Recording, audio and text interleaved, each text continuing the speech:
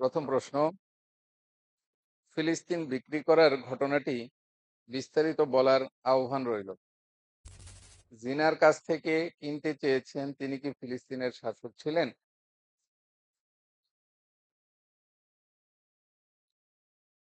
السلام عليكم ورحمة الله وبركاته. إن الحمد لله وحده والصلاة والسلام على من لا نبي بعده. أما بعد، اللهم لا علم لنا إلا ما علمتنا وعلمنا ما ينفعنا. اللهم إنا نسألك علما نافعا ورزقا طيبا وعملا متقبلا. اللهم إنا نعوذ بك من علم لا ينفع، من قلب لا يخشع، ومن نفس لا تشبع، ومن دعوة لا يستجاب لها. সম্মানিত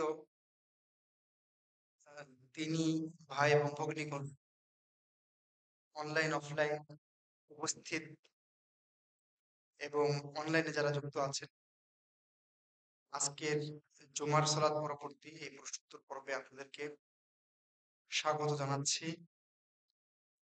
এরপর আপনাদের করা প্রশ্ন নিয়ে আমরা কিছু কথা বলার চেষ্টা করছি বিইذنিল্লাহি তাআলা।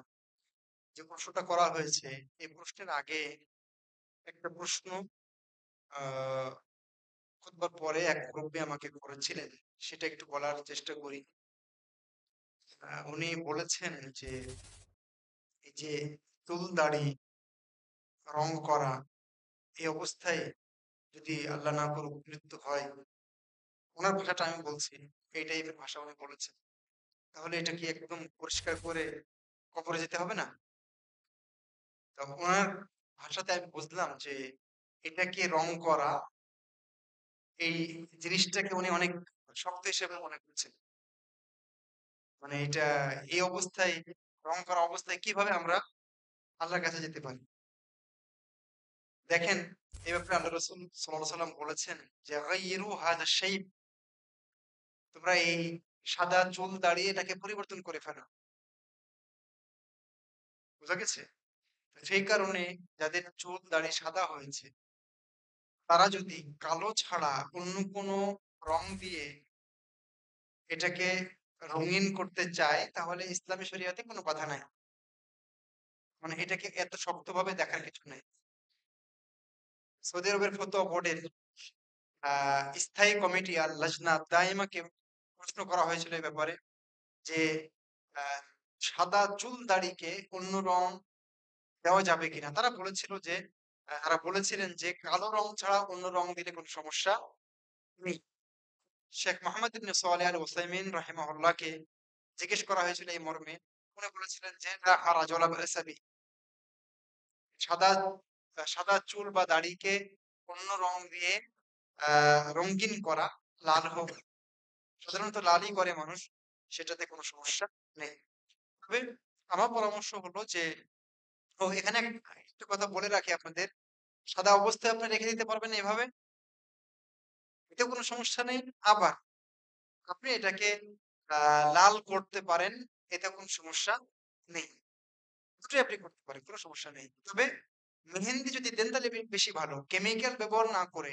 এখন তো আমরা বেশিরভাগ কেমিক্যাল ব্যবহার করি, এই কেমিক্যাল গুলো আমাদের চুল দাড়ির জন্য, স্বাস্থ্যের জন্য, স্কিনের জন্য ভালো না। সেজন্য সরাসরি যদি মেহেন্দি বেটে ব্যবহার করতে পারেন, যেমনটা আমি করেছি, এটাই বেশি ভালো। আল্লাহু আ'লাম। তো মুরব্বি জানি না উনি আছেন কিনা, যদি থাকেন বা না থাকলেও আমার আওয়াজ যাবে। তো এটাকে অত ভারী মনে করার কিছু নাই, কারণ ইসলামে এ ব্যাপারে অনুমতি আছে। এরপরের প্রশ্ন যেটা আহ, প্রশ্ন পড়া হয়েছে, ফিলিস্তিন বিক্রির যে ঘটনাটা, সেটা এবং কার কাছ থেকে কিনতে চেয়েছেন, তিনি কি ফিলিস্তিনের শাসক ছিলেন? দেখেন, তখনকার শাসক শুধু ফিলিস্তিনের শাসক না, তখন এরকম এই কি বলে ন্যাশনালিজম হয়নি, দেশ এভাবে ভাগ হয়ে যায়। তখন মুসলিম শাসক মানে কি, পুরোটা মুসলিম সাম্রাজ্যের শাসক। সুলতান আব্দুল হামিদ আসসানির কথা বলেছে, দ্বিতীয় সুলতান আব্দুল হামিদ, তিনি এরকম বিশাল সাম্রাজ্যের শাসক ছিলেন, তার ভিতরে ফিলিস্তিন অন্তর্ভুক্ত ছিল। আর এই যে ঘটনাটা ঘটেছিল এটা যতটুকু বলেছি এতটুকু। আর ইতিহাস এই সংক্রান্ত তথ্য ইতিহাসে আপনি পেয়ে যাবেন। ইহুদিদের সাথে ঘটনাটা ঘটেছিল। পরের প্রশ্ন পরের প্রশ্ন সালাম আলাইকুম। এক মহিলার মা তার জন্মের 5 মাসের মধ্যে মারা যায়। এর মধ্যে তাকে আরেক পরিবারের কাছে পালক দেওয়া হয়। মহিলাটি সারা জীবন পালক বাবার পরিচয়েই বড় হয়। যখন মহিলাটি বার্ধক্যে পৌঁছেছে, তার আরেকটি যমজ বোন আছে আসল পরিবারে। এখন তার আসল পরিবারের জন্য কি কিছু করণীয় আছে? হাসরের ময়দানে সে তার আসল মা বাবা সম্পর্কে কি জিজ্ঞাসিত হবে? আচ্ছা, 5 মাসের মধ্যে তার মা মারা যায়, অন্য জায়গায় তাকে লালন পালন করা হয়। এই তো। এখন বিষয় হলো যে আসলে পালক ছেলে মেয়ে এবং পালক তাকে নিয়ে নিজেকে তার বাবা পরিচয় দেওয়া, নিজেকে তার মা পরিচয় দেওয়া, এটা ইসলামের টোটালি নিষেধ। ইসলামে দত্তক নিয়ে নিজের বাপ মার মতো মনে করা এবং সেইভাবে তাকে গড়ে তোলা এটা নিষেধ। তাহলে কি করতে হবে? হ্যাঁ, আপনার বাচ্চা কাচ্চা হচ্ছে না, আপনি কাউকে লালন পালন করতে পারেন, কিন্তু পরিচয় দিতে হবে যে আমি তোমার খালু বা অমুক, তোমার বাবা অমুক, তোমার মা অমুক। বোঝা গেছে? এইভাবে পরিচয়টা দিতে হবে।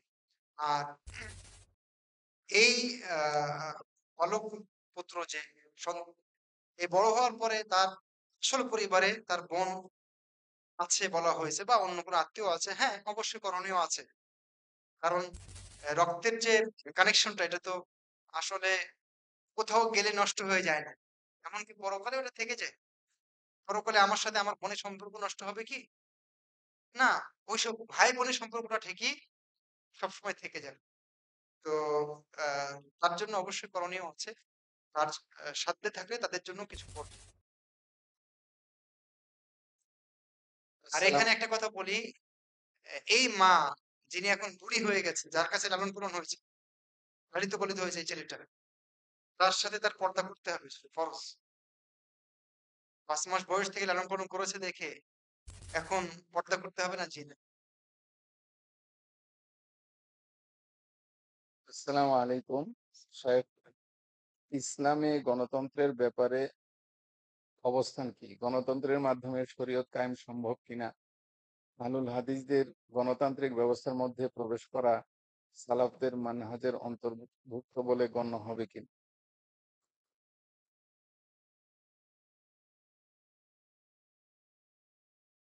সম্মানিত মুসলিমবৃন্দ, প্রশ্নটা একটু স্পর্শকাতর। আমি এখানে আপনাদেরকে একটা কথা বলি। আপনি যদি ব্যক্তি, পরিবার, সমাজ পরিবর্তন না করতে পারেন, তাহলে আপনি যে তন্ত্রই ব্যবহার করেন না কেন, আপনি ইসলামের কোন উপকারে আসবেন না, কিছুই করতে পারবেন না। সেজন্য গণতন্ত্র হোক বা যে কোনো তন্ত্র হোক না কেন, আমাদের মূল যে কাজটা করতে হবে যেটা নবী রাসূল করেছে, তাদের মূল কাজটাই ছিল কিন্তু ব্যক্তি সংশোধন।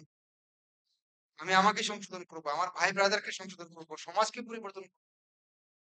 এরপরে রাষ্ট্র ক্ষমতায় অনেক নবী ছিলেন, আবার অনেক নবী ছিলেন না। রাষ্ট্র ক্ষমতায় আমরা থাকবো থাকবো না এটা কোনো কথা না। যদি থাকি, আল্লাহ আমাদেরকে নিয়ে আসেন কোনোভাবে, আলহামদুলিল্লাহ ভালো, আমি সেখান থেকে ইসলামের কাজ করব।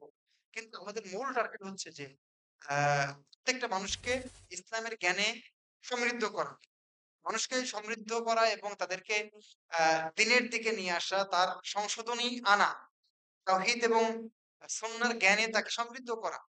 এই কাজটাই হলো মূল দেখেন, অনেক বেশিরভাগ নবী রাসূল কিন্তু শাসক ছিলেন, বেশিরভাগ, কিছু কিছু ছিলেন। সুতরাং এই চিন্তা আমাদের বাদ দিতে হবে যে আমাকে কিছু কাজ করতে হলে, তাওহীদ প্রতিষ্ঠা করতে হলে, শিরক থেকে মানুষকে বাঁচাতে হলে আমাকে ক্ষমতায় আসতেই হবে, নাহলে এটা সম্ভব না। এই চিন্তা থেকে আমাদের ফিরে আসতে হবে। বাকি গণতন্ত্রের বিষয়ে আপনি বলেছেন, আপনারা জানেন আমার আজকে আলোচনার বিষয় ছিল যে মুসলিম উম্মার অধঃপতনের কারণ। তো মুসলিম উম্মার অধঃপতনের কারণের ভেতরে একটা হচ্ছে যে আমাদেরকে কিন্তু ওরা গণতন্ত্র চাপিয়ে দিয়ে আমাদের ভিতরে লাগিয়ে দিয়েছে। সারা জীবন আহ সরকারের একটা দল থাকবে আরেকটা, আর যারা থাকবে তারা বিরোধী দল, মানে বিরোধী পক্ষে বিপক্ষে তারা আমাদেরকে লাগিয়ে দিয়েছে যে এরা এবার কামড়াকামড়ি করুক, বাকি আমরা একটু শান্তিতে থাকি। তো গণতন্ত্রের মাধ্যমে মূলত, আমি বলছি না গণতন্ত্রের পুরোটাই কুফরি, এটা হারাম, আমি এইভাবে বলতে রাজি না। গণতন্ত্রের একটা অংশ আছে, যেমন উচ্চ কক্ষ একটা সিস্টেম আছে। তো জ্ঞানী জ্ঞানী গুণী মানুষের মাধ্যমে তাদের পরামর্শের ভিত্তিতে একজন শাসক নির্বাচন হবে, এটা ইসলাম অনুমতি দেয় এতটুকু। যেমন আমাদের অনেক খলিফা তারা কিন্তু এরকম জ্ঞানী গুণী মানুষের মাধ্যমে নির্বাচিত হয়েছিলেন। তাহলে আহলুল হাল্লি ওয়াল আকদ, এটা ইসলামের খলিফা শাসক নিয়ন্ত্রণের কি বলে নির্বাচনের একটা পদ্ধতি হলো যে আহলুল হাল্লি ওয়াল আকদ, শীর্ষ স্থানীয় শরিয়াতের জ্ঞানী ভালো মানুষ, গণ্যমান্য ব্যক্তি সমাজের, তারাই বেছে নিবে যে এই সমাজের জন্য ভালো মানুষকে। তাহলে ইসলাম এতটুকু কি করে, অনুমতি দেয়। কিন্তু সবাইকেই পরে অংশগ্রহণ করতে হবে। যেখানে যে বোঝে না তার ভোটের দামও যা, যে প্রফেসর এমেরিটাস ইউনিভার্সিটিতে ইউনিভার্সিটিতে তার ভোটের দামও যা, যে চিন্তা করে ভোট দেয় তার ভোটের দামও যা, যার ভোট কিনে নেওয়া হয়েছে 50 টাকা দিয়ে তার ভোটের দামও। যদি এটা হয় তাহলে এটাকে ইসলাম সমর্থন করে না, বরং একটা নির্দিষ্ট পরিমণ্ডলে ইসলাম আহ প্রচলিত গণতন্ত্রের কিছু কিছু জায়গা সমর্থন করতে পারে। তবে গণতন্ত্রের মূল যে শক্তি, মূল যে জায়গা, যে জনগণই ক্ষমতার উৎস, ইসলাম এটাকে মোটেও সমর্থন করে না। বরং ইসলাম বলেছে ওয়ান্নাল কুওয়াতা লিল্লাহি জামিআ, শক্তি সব আল্লাহ। আর গণতন্ত্র বলে যে জনগণই সব ক্ষমতার উৎস। যদি কেউ এটা বিশ্বাস করে তাহলে এটা কুফরি আকীদা হবে। তারপরে গণতন্ত্রের মন্দ দিকগুলোর ভিতরে আছে যে সেখানে মানব রচিত আইন চলবে। মানব রচিত আইন দিয়ে কি হবে, আপনার প্রশাসন চলবে, বিচার চলবে, ফৌজদারি মামলা চলবে, বিবাহ হবে, সবকিছু মানব রচিত আইন দিয়ে, যেটা ইসলাম কখনো সমর্থন করে না। তো গণতন্ত্রের বেশিরভাগ জিনিস ইসলাম সমর্থন করে না, এবং কিছু কিছু জিনিস সরাসরি কুফর, কোনটা কোনটা শিরকের পর্যায়ে। সুতরাং এই ব্যাপারে আহ এতটুকু আমরা বলতে চাই যে যতটুকু না হলে নয়, ততটুকু আমাদের করতে হবে। তো গণতান্ত্রিক দেশে আমরা আছি, আমরা দেশের ভিতরে বিশৃঙ্খলা করতে চাই না। আমরা আহলাদিসরা, আমরা নির্বাচিত কোনো সরকারের বিরুদ্ধে প্রকাশ্যে বক্তব্য দেওয়া, এটা আহলুস সুন্নাহ ওয়াল জামাতের মূলনীতি না। সেটাও আমরা করতে চাই না বা করি না। তো যাই হোক, এক কথায় ইসলামের যে নির্দেশনা, খলিফা নির্বাচন, শাসক নির্বাচন, এবং নির্বাচন হওয়ার পরে নির্বাচিত হওয়ার পরে তাদের সাথে আচরণ, এক্ষেত্রে আমরা ইসলামের মধ্যেই থাকতে চাই। আমরা যে আহলুল হাদিস, তাই হলো তারাই হলাম আহলুস সুন্নাহ ওয়াল জামাতের মূল ধারা। আহলুস সুন্নাহ ওয়াল জামা সেটাই আহলুল হাদিস, সেটাই সালাফি, সেটাই তায়েফা মানসুরা, সেটাই ফিরকা নাজিয়া। মূলত সবগুলো পরিভাষা এক শ্রেণীর মানুষকে বোঝায়। তারা হলেন যারা কোরআন এবং হাদিস সালাফি সালেহিনের বুঝ অনুযায়ী বুঝেন এবং মানেন। এই হলো আমার কাছে মনে হয়, যদিও এটা অনেক স্পর্শকাতর বিষয়, আমার মনে হয় এটা নিয়ে আরো গবেষণা হওয়া দরকার, এবং আরো যারা সালাফি বিদ্বান আছেন বড় বড়, তাদের কাছেও আপনি প্রশ্ন করতে পারেন। তো আমার কাছে এটাই মনে হয়েছে যে এক কথায় সব কুফরি নয়, এক কথায় সব হারাম নয়, তবে এর অনেকটাই হারাম, অনেকটাই কুফরি, অনেকটাই শিরিক। দু একটা জায়গা ভালো থাকলেও থাকতে পারে, কিন্তু এই দু একটা ভালো কি হয়ে যায়, বিশেষ করে আমাদের বাংলাদেশে নাই। আমাদের বাংলাদেশে পুরোটাই মানে খারাপ গণতন্ত্র আমাদের উপরে চাপিয়ে দেওয়া আছে। সুতরাং আমাদের সাবধান হতে হবে, আমাদের ইসলামী নির্বাচন ব্যবস্থা সেখানে ফিরে আসতে হবে। দেখেন, এখন যারা উপদেষ্টা আছে, কিছুটা হলেও এখানে কিন্তু ইসলামের কিছুটা হলেও রুলস বাস্তবায়ন আছে, বুঝতে পেরেছেন? কারণ তাদেরকে মানুষ দেখে দেখে বাছাই করার চেষ্টা করেছে, যদিও কিছু বাছাই ভুল ছিল এখানেও। কিন্তু এই সিস্টেমে যদি আমরা আসতে পারি, তাহলে এই যে ভোটাভুটিতে মারামারি, কাদা ছোড়াছুড়ি, কোটি কোটি হাজার হাজার কোটি টাকা শুধু নির্বাচনের পিছনে খরচ হবে, সেটা হবে না। আর এখন কি নির্বাচন হয় জানি না, সামনে কি হবে আল্লাহ ভালো জানে। আমরা তো ছোটবেলাতেও দেখেছি, যখন ভালো নির্বাচন আমরা শুনতাম, তখনও দেখেছি যে প্রার্থী লোক দিয়ে কোটি কোটি টাকা খরচ করে ভ্যানে করে নিয়ে এসে ভোট দিয়েছে। কিসের ভোট এগুলো? সুতরাং আপনি ইসলামের বাইরে গিয়ে কোনোভাবেই শান্তি আপনি পাবেন না। কোনোভাবেই আপনি ভালো একটা পরিবেশ পাবেন না। আল্লাহু আ'লাম। পরের প্রশ্ন প্রায় কাছাকাছি একই প্রশ্ন। তিনি বলেছেন যে আমাদের দেশে ফিতনা ফাসাদ হচ্ছে, এগুলো গণতন্ত্রেরই কৌশল, শরিয়া আইনই এর একমাত্র সমাধান। তবে মাঝে মধ্যে একটা প্রশ্ন মাথায় ঘুরে, যদি গণতন্ত্রের সমস্যা হয় তবে পশ্চিমা বিশ্বের মানুষের জীবনের এত নিরাপত্তা আছে কেন? এশিয়া মহাদেশের চীন, জাপান, কোরিয়াতেও মানুষের জানমালের মূল্য অনেক। তাদের আইন অনেক কড়া ও সময় মতো বাস্তবায়ন হয়। তাদের দেশেও গণতন্ত্র আর আমাদের দেশেও গণতন্ত্র। তবে তো পার্থক্য কেন? জাযাকাল্লাহ খায়ের।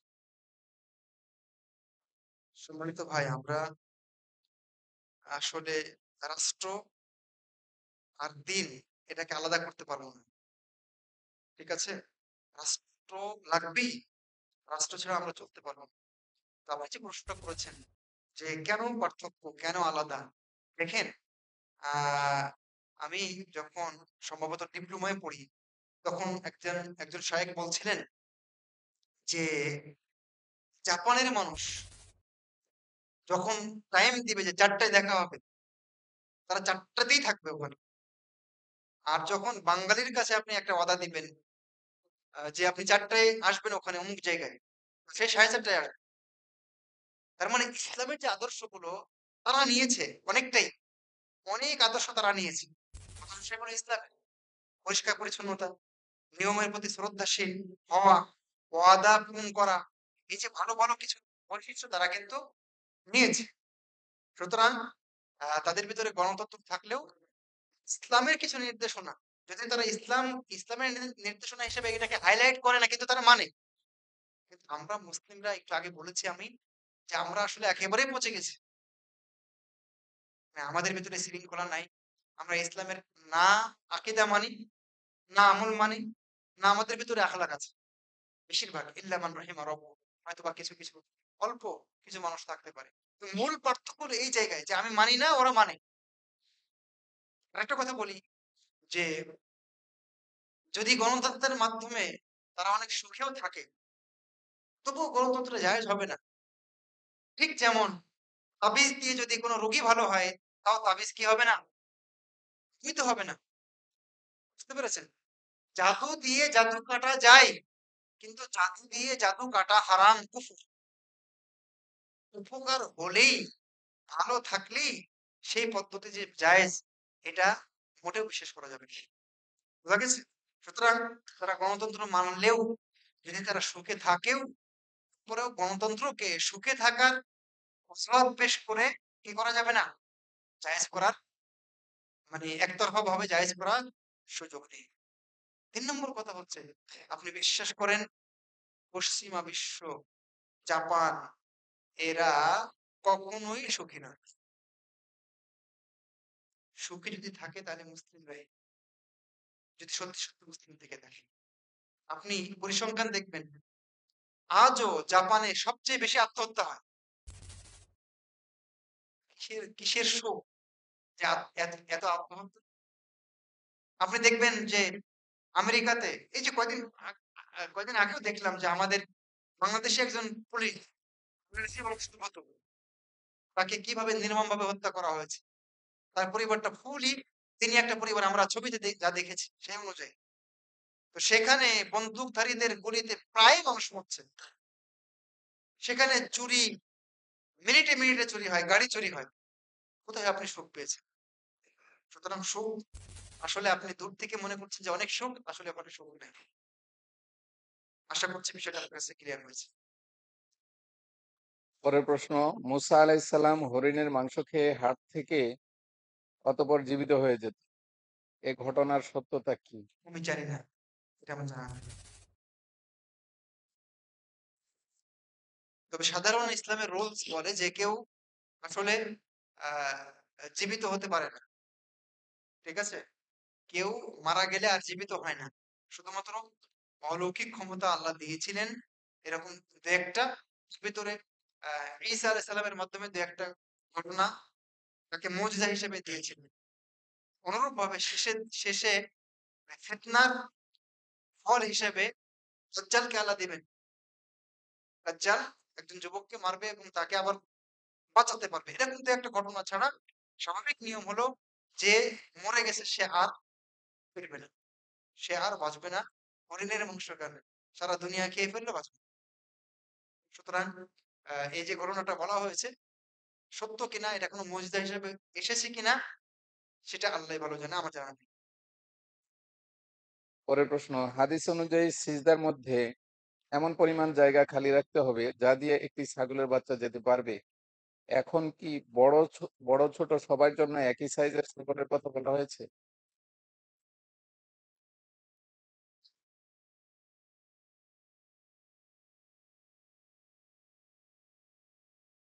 ভালোই প্রশ্ন করেছে।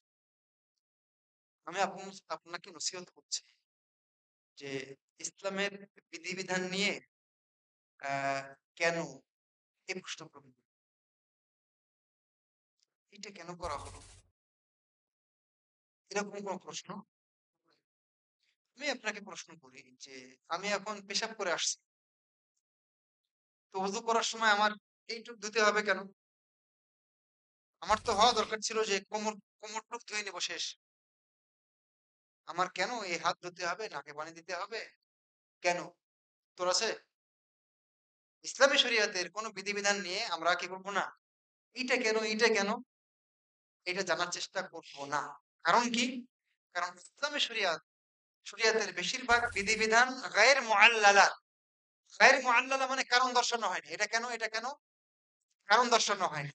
অল্প কিছু কারণ দর্শানো হয়েছে, এইটা এই কারণে, এইটা এই কারণে। বোঝা গেছে? আর বেশিরভাগ কারণ দর্শানো হয়নি, তবে উলামায়ে কেরাম বের করার চেষ্টা করেছেন যে এটা কারণ হতে পারে, এটা কারণ হতে পারে। সেজন্য আমি মুসলিম। কেন মুসলিম জানেন?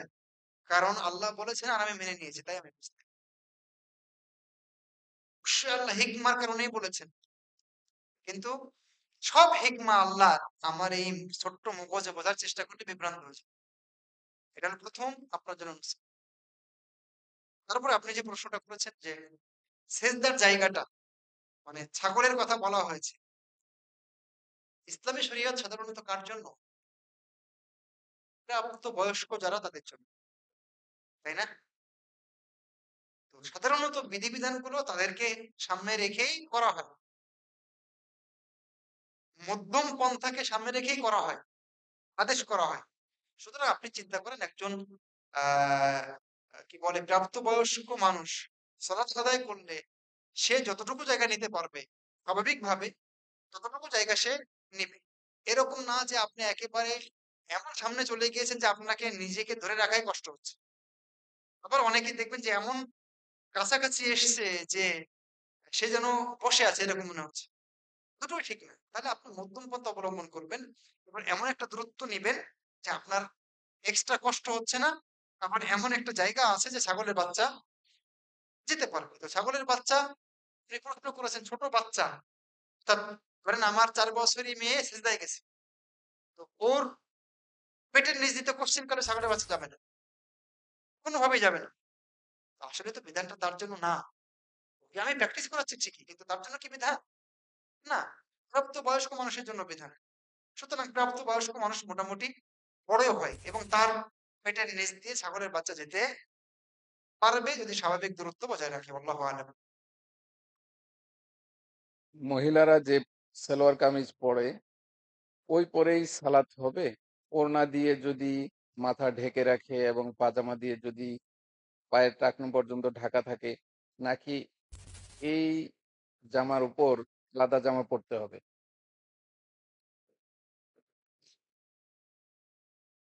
মেয়েদের সবচাইতে বেস্ট পোশাক সলাতের সময়, তারপরে বেগানা পুরুষের সামনে, সেটা হলো এমন পোশাক যা একটাই হবে এবং মাথা থেকে পা পর্যন্ত থাকবে। মানে একটা পোশাকে মাথা থেকে পায়ের পাতা ঢেকে নিবে, এটা হলো বেস্ট। আপনি সৌদি আরবে গেলে এরকম বোরকা দেখতে পাবেন যে একটাই বোরকাতে, মানে আমাদের দেশে কি আছে, এই পর্যন্ত বোরকা আছে, এই পর্যন্ত আলাদা ওড়না। আমি এটাকে নাজায়েজ বলছি না, কিন্তু আমি বলছি সবচেয়ে ভালো হলো যে এমন বোরকা যে মাথা থেকে পা পর্যন্ত একটাই পার্ট। এটা হলে ভালো হয় সবচাইতে। আহ কারণ এইটা হলে একেবারে যুবতী, তরুণী নারীকেও মনে হবে বুড়ি হয়ে গেছে, এবং ইসলাম এটাই চায় যে অন্য পুরুষ যেন এটাকে বুড়ি মনে করে। বুঝলেন?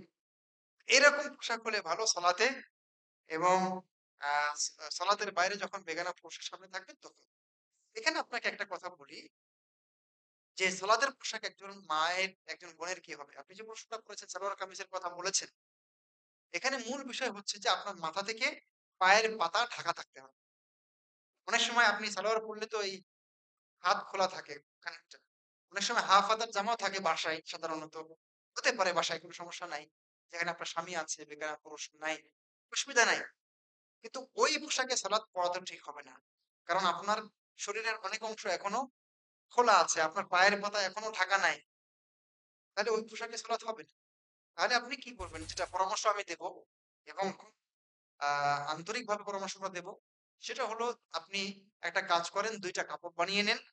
একটা কাপড় কোমর থেকে নিয়ে ওই যে ছায়া স্টাইলে রাবার দিয়ে আপনি তৈরি করে নিতে পারেন, যেটা কোমরে লেগে থাকবে আর নিচে একটু চারিদিক থেকে গোল করে থাকবে এবং পুরো পাতা ঢেকে যাবে ওটা দিয়ে।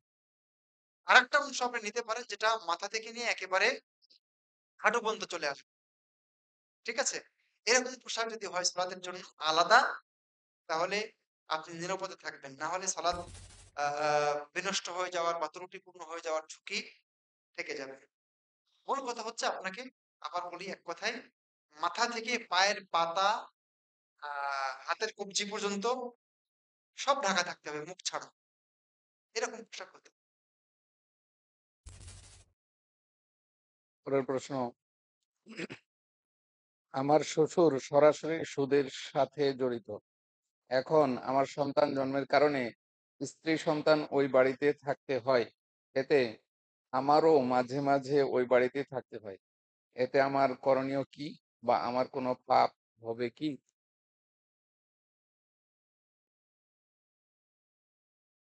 আপনার পাপ হবে কেন? আপনি কি সুদ খাচ্ছেন? সুদ তো খাচ্ছে আপনার শ্বশুর। আপনার পাপ হবে কেন? তাহলে আপনি কি করবেন? আপনি আপনার শ্বশুরকে বোঝাবার চেষ্টা করবেন। এটা আপনার দায়িত্ব যে আপনি আপনার শ্বশুরকে বোঝাবার চেষ্টা করবেন। তাকে আপনি প্রশ্ন করতে পারতেন, আপনার শ্বশুরের খান আপনি, তখন কি হবে? এটা প্রশ্ন করতে পারতেন। তো যদি সেটা হয় যে শ্বশুরের উপার্জন আপনি খান, তাহলে সেক্ষেত্রে দেখতে হবে যে আপনার শ্বশুরের সব উপার্জনই কি সুদী? যদি হয় তাহলে আপনার জন্য খাওয়া হারাম। আর যদি হয় এরকম যে না, ওনার উপার্জন কিছু সুদী আছে, কিছু হালাল আছে, কিছু হালাল কিছু হারাম, তাহলে আপনি খেতে পারেন। আপনি নিয়ত করবেন যে হালালটাই আপনি খাচ্ছেন। আশা করি বোঝাতে পেরেছি। আর আপনি যদি শ্বশুরকে সুদের কারণে বয়কট করেন, তাহলে বোঝাবে কে? আপনি ওই বাড়ির বউ যদি আপনার শ্বশুরকে সুন্দরভাবে বোঝান মেয়ের মতো করে, হয়তোবা আপনার উপদেশ গ্রহণ করতেও পারেন। দূরে সরলে তো সবসময় সমাধান না। বাহিরে মেয়েদের পর্দা করার ক্ষেত্রে চোখ ঢাকা জরুরি কি? জি না, চোখ ঢাকা জরুরি না। মুখমণ্ডল, মানে পুরো শরীর ঢাকবেন। আহ মুখমণ্ডল অবশ্যই ঢাকবেন। চোখ খুলে রাখতে পারেন, তবে বর্তমান আধুনিক মডেলিং এমন ভাবে মুখের পর্দাটা করে দিয়েছে, অনেক সময় বোরকাটা এমন ভাবে করে দিয়েছে যে বোরকা পরা মেয়ের প্রতি বেশি আকর্ষণ অনেক সময় হয়।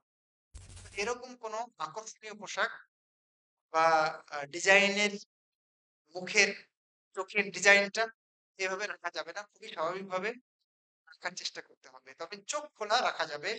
এমনকি হাতের পাতাও খোলা রাখা যাবে। জায়েজ আছে। তবে পরামর্শ আমরা দেই যে হাতের যে কি বলে এই অংশটাও আঙ্গুল সহ এই অংশটাও কবজি সহ ঢেকে রাখা ভালো। আঙ্গুল সহ হাত মোজা পরা বেশি ভালো। কারণ এখানেও শয়তান তো কাজ করে খুব। পুরুষদের ভিতরে নানান ধরনের শুধু হাত দেখেও আহ নানান ধরনের কুমন্ত্রণা সৃষ্টি করে। এটা কিন্তু সত্যি। এটা বাস্তব কথা। সুতরাং আমি সব ঢাকবো, এটাই আমাদের জন্য নিরাপদ। পরের প্রশ্ন, আমার দুই কন্যার নাম আফিয়া বিনতে শামসুল এবং আফিফা বিনতে শামসুল রেখেছি, তা ঠিক আছে কি? আর দুইজনের জন্যই একটু দোয়া করে দিন অনুগ্রহ করে। আপনার প্রশ্নের দ্বিতীয় অংশে আমি থাকতে চাচ্ছি। আপনার দুই মেয়ের জন্য দোয়া করতে চাচ্ছি। আল্লাহ তাদেরকে মহানবুল আলামিন কবুল করুন। তাদেরকে এই দুনিয়াতে এবং পরকালে ভালো রাখুন। জান্নাতুল ফিরদাউসে উচ্চ মাকাম তাদেরকে দান করুন এবং তাদের সুন্দর ভালো ব্যবস্থা, বিয়ের ব্যবস্থা করে দিক বড় হয়ে, এবং তাদের বংশ যেন স্থায়ী হয়, চলতে থাকে। সেখান থেকে যেন নেক সন্তান আসে, এই দোয়া করছি। বাকি নামের ব্যাপারে প্রশ্ন করলে আমি খুব বেশি বিরক্ত হই। কেন বিরক্ত হই? কারণ যখন নাম রেখেছিলেন তখন আপনি কোথায় ছিলেন? রাখার সময় কেন জেনে নাম রাখেন না? যেই নামটা ঠিক আছে কিনা? রেখেই তো দিয়েছেন। এখন কেন জিজ্ঞেস করছেন? সেজন্য আমি নাম নিয়ে যে এই নাম রেখেছি, এই নাম কি ঠিক আছে? এরকম প্রশ্ন আমি গ্রহণ করি না। পরের প্রশ্ন, বিবাহে সুন্নতি মোহরের গুরুত্ব বিস্তারিত আলোচনা করার আহ্বান রইল। ফাতেমি মোহর শর্তেই বিবাহ হতে হবে, তা না হলে হবে না, উক্ত গোঁড়ামি কি ঠিক? আবার প্রশ্নটা বলেন তো। বিবাহে সুন্নতি মোহরের গুরুত্ব বিস্তারিত আলোচনা করার আহ্বান রইল। ফাতেমি মোহর শর্তেই বিবাহ হতে হবে, তা না হলে হবে না, উক্ত গোঁড়ামি কি ঠিক? যা আমাদের সমাজে অনেক ইসলামী পরিবারের মধ্যে রয়েছে। ভাই, মোহর দিতে হবে এই কথাই ঠিক। পুরুষকে মোহর দিতে হবে বিয়ের সময়, এটাই ঠিক। আল্লাহ রসুল সাল্লাহ সাল্লাম একজন সাহাবীর জন্য কিছুই যখন নাই, তখন বললেন যে লোহার আংটি মাংটি পাও কেন, দেখো তো বাসায়। তাও নাই। তখন বললেন আচ্ছা কোরআন পড়তে পারো? পারি। তাহলে তুমি তোমার বউকে কোরআন শেখাবে, এটাই তোমার দায়িত্ব। তার মানে মোহর একটা কিছু দেওয়াই লাগবে, এটাই শরিয়াতের সিস্টেম। মানে উল্টা মেয়ের পক্ষ দিবে, এটা শরিয়াতের সিস্টেম না। যৌতুক দিবে, এটা শরিয়াতের সিস্টেম না। বরং শরিয়াত বলছে যে পুরুষকে দিতে হবে, স্বামীই দিবে। বোঝা গেছে? তো মোহর দেওয়া শরিয়াত আমাদের জন্য খুবই গুরুত্বপূর্ণ করেছে। তবে মোহর কতটুকু দিতে হবে এর কোনো সীমারেখা ইসলাম করে দেয়। সাধ্য অনুযায়ী, সামর্থ্য অনুযায়ী কেউ কোটি দিতে পারে, 5 লাখও দিতে পারে, 1 লাখও দিতে পারে, 1000ও দিতে পারে, এমনকি 100 টাকাও দিতে পারে। সাধ্য অনুযায়ী মোহর দিবে। এখানে কাউকে বাধ্য করা যাবে না। কথা বোঝা গেছে? কিন্তু ইসলামী শরিয়াতে মোহরের উঁচু স্তর এবং নিচু স্তর কোনো পার্থক্য পার্থক্য করা হয়নি, বিবেচনায় নিয়ে আসা হয়নি। বরং একজন মানুষ সাধ্য অনুযায়ী কি করবেন? মোহর দিবেন। আর ফাতিমি যে মোহরের কথা বলেছেন, এটা কি তা আমি জানি না। যদি এরকম হয় যে ফাতেমা রাদিয়াল্লাহু আনহুর ক্ষেত্রে আল্লাহ রাসূল যে মোহর দিয়েছিলেন সেটাই, এরকম কোন সিস্টেম ইসলাম রাখেনি যে ওই নির্দিষ্ট কোনো মোহরই আপনাকে দিতে হবে। বরং ইসলাম বলেছে যে উন্মুক্ত রেখেছে, এবং উচ্চ এবং নিচু কোন সীমারেখা ইসলাম বেঁধে দেয়নি যে এটাই করতে হবে, এর নিচে নামা যাবে না বা এর উপরে ওঠা যাবে না। আল্লাহ রসুল সাল্লাল্লাহু আলাইহি সাল্লাম তার সাধ্য অনুযায়ী কি করেছেন? মানে ওই বিয়েতে আলী রাদিয়াল্লাহু আনহু তার সাধ্য অনুযায়ী কি করেছেন? মোহর দিয়েছেন। ওটাই আমার জন্য শিরোধার্য, ওটা না হলে হবে না। এরকম গোঁড়ামি করা ইসলাম সমর্থন করে না। আল্লাহু আলাম। বর্তমান সময়ে অনেক মুসলিম অতি আবেগী হয়ে বলে, কিয়ামতের অনেক অনেক আলামত মিলে যাচ্ছে, কিয়ামত খুব সন্নিকটে। তাহলে ইলিম উঠিয়ে নেওয়ার অধ্যায় কি চলমান গভীরতা বর্ণনার আহ্বান রইল। কি হলো কেয়ামতের আলামত আছে, মিলে যাচ্ছে। তো তাহলে ইলিম উঠিয়ে নেওয়ার অর্থে কি? কি এটা? ইলিম উঠিয়ে নেওয়ার যে বিষয়টা আছে, হ্যাঁ, এটা সেটা কি এখন প্রকাশ পেয়েছে কিনা? প্রশ্নটা কে করেছিলেন? তিনি আছেন?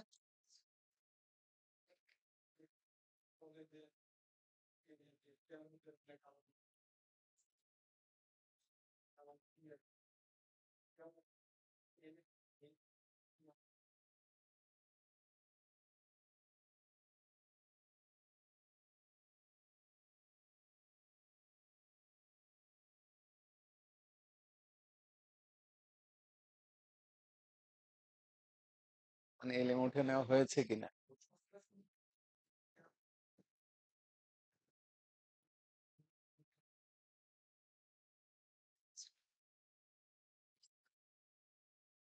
কেয়ামতের আলামত আল্লাহ রাসূল অনেক বলে গেছেন। ছোট বড় মিলে অনেক আলামত আছে। আমাদের সবচেয়ে বড় একটা ভুল কি জানেন?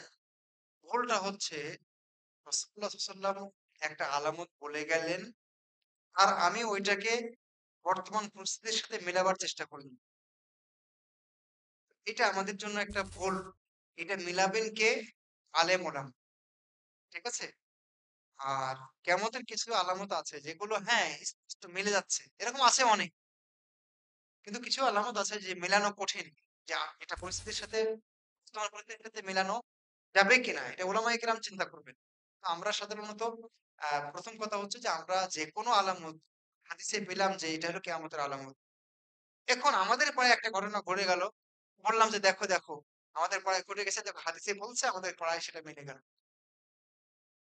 এটা আমাদের ঠিক হবে না। এটা বিশেষজ্ঞ ওলামায়ে কেরাম কথা বলবেন। ২য় কথা হচ্ছে যে আলেমদেরকে উঠিয়ে নেওয়া হবে কিয়ামতের আগে। ইলিম উঠিয়ে নেওয়া হবে এই কথা বলা হয়েছে। তো সেটা কিভাবে হবে? অন্য হাদিসে এসেছে যে বিকবদিল উলামা, আলেমদের উঠিয়ে নেওয়ার মাধ্যমে মহান রব্বুল আলামিন ইলিম উঠিয়ে নেবেন। তো সেটা কি আ এখন প্রযোজ্য? আল্লাহু আ'লাম। আলেমদের পরিমাণ তো ধীরে, ধীরে কমে যাচ্ছে। ধীরে, ধীরে আলেমদের পরিমাণও কমে যাচ্ছে এবং শক্তিশালী ভালো আলেমও ধীরে, ধীরে কমে যাচ্ছে। হতেও পারে সেটা আ শুরু হয়ে গেছে। আল্লাহু তাআলা আ'লাম। হতেও পারে। কিন্তু এটা আমরা হঠাৎ করে এখনই বলতে পারছি না।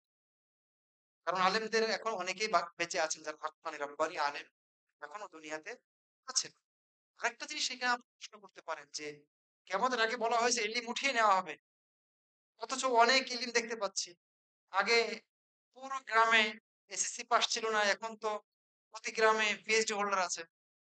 তাহলে তো উল্টা হচ্ছে। এটা একটা প্রশ্ন করতে পারতেন। তার উত্তর হচ্ছে এখানে আসলে শরিয়তের জ্ঞান বোঝানো হয়েছে। যে জ্ঞান একজন মানুষকে পরকালে উপকার দেবে, ইহকাল পরকালে সেই জ্ঞানের কথা বলা হয়েছে। তো সেটা উঠি আ কি বলে উঠিয়ে নেওয়া হবে আর জাহেলিয়াত বৃদ্ধি পাবে। তো শরিয়তের জ্ঞান এখন কমে যাচ্ছে। এ কথাই ঠিক এবং এর জায়গায় জাহেলিয়াত প্রকাশ পাচ্ছে। আল্লাহু আ'লাম।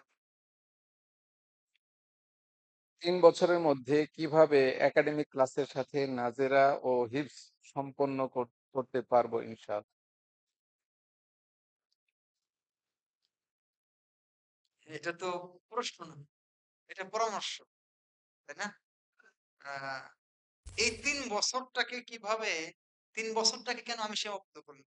এটা হলো আমার প্রশ্ন। জ্ঞান অর্জনের জন্য কোনো শর্ট কোর্স নাই। এটা আমি ভালো করে বলি যে ভালো আলেম হওয়ার জন্য কোনো শর্ট কোর্স নাই। এটা অনেক লম্বা পথ। আমি আমার নিজের কথা মাঝে, মাঝে বলি যে দেশে ১২ বছর পড়লাম, মদিনাতে ১২ বছর গিয়ে থাকলাম, পড়লাম। মোট ২৪ বছর পরে মনে হলো আমি একজন ভন্ড মূর্খ। তো শিখতে হবে, এর কোনো সীমাবদ্ধ বছর নাই। বাকি একটা পরামর্শ দেওয়া যেতে পারে যে ৩ বছর নাজেরা এবং হেফজ শেষ করতে হবে। টার্গেট থাকতে পারে। এটা দোষের না যে আমি এই টার্গেট করলাম, এর ভেতরে আমি শেষ করব। কারণ আমি অনেক কিছু অর্জন করতে চাই। সেই হিসেবে টার্গেট ঠিক আছে। পরিকল্পনা মাফিক মুমিনের কাজ হবে সেই হিসাবে ঠিক আছে। তো সেটাকে আমি সাধুবাদ জানাই। এক্ষেত্রে আসলে এটা বলা মুশকিল যে ৩ বছর। কারো ২ বছরে আ নাজেরা সহ হিফজ সহ হয়ে যায়। কারো ১ বছরে হয়ে যাচ্ছে। কারো ৩ বছরেও হয় না। তো এটা অনেক সময় মেধার উপরে পরিশ্রমের উপরে নির্ভর করে। ছেলেটা কতখানি মেধাবী এবং তার কতটা পরিশ্রম আছে এর উপরে নির্ভর করে। তো আপনারা চেষ্টা করেন, যদি মেধাবী হয় আমার মনে হয় আ যেকোনো ভালো প্রতিষ্ঠানে আপনি দিলে ৩ বছরের ভেতরে নাজেরা এবং হিফজ শেষ হওয়া সম্ভব। ইনশাআল্লাহ। আল্লাহ তৌফিক দান করুন। যদি কেউ শেষ প্রশ্ন। জি শেষ। যদি কেউ মসজিদে কারো মাধ্যমে দান করে আর সে যদি মসজিদে টাকা না দিয়ে তার কাছে রেখে দেয়, তাহলে কি যে দান করেছে সে কি সওয়াব পাবে? জি, তিনি সওয়াব পেয়ে যাবেন। আর যার কাছে আমানত হিসেবে দেওয়া হয়েছিল, যদি তিনি ইচ্ছা করে এই ঘটনা ঘটান, মসজিদের টাকা খরচ করেছেন বা নিজের ব্যবসার কাজে লাগিয়েছেন, তাহলে এই আমানতদারিতা তিনি রক্ষা না করার কারণে গুনাহগার হবেন। কিন্তু যিনি দিয়েছেন তিনি ঠিকই নেকি পেয়ে যাবেন। আর এরকম যদি হয় যে দিয়েছেন কিন্তু উনি ভুলে গেছেন, এরকম হতে পারে। তাহলে ইনশাআল্লাহ উনি নেকি পাবেন আর এনারও কোনো গুনাহ হবে না। তবে যখনই মনে করবে যে এটা তো মসজিদের টাকা, তখনই আ জলদি তাড়াতাড়ি করে দিয়ে দেওয়ার চেষ্টা করতে হবে।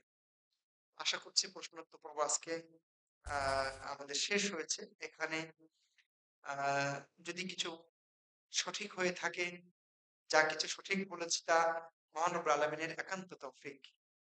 সেজন্য আমি আল্লাহর শুকরিয়া জ্ঞাপন করছি। এখানে যদি কিছু ভুল হয়ে থাকে, তাহলে সেটা আমার পক্ষ থেকে একান্তই, শয়তানের পক্ষ থেকে, আমার নিজের পক্ষ থেকে।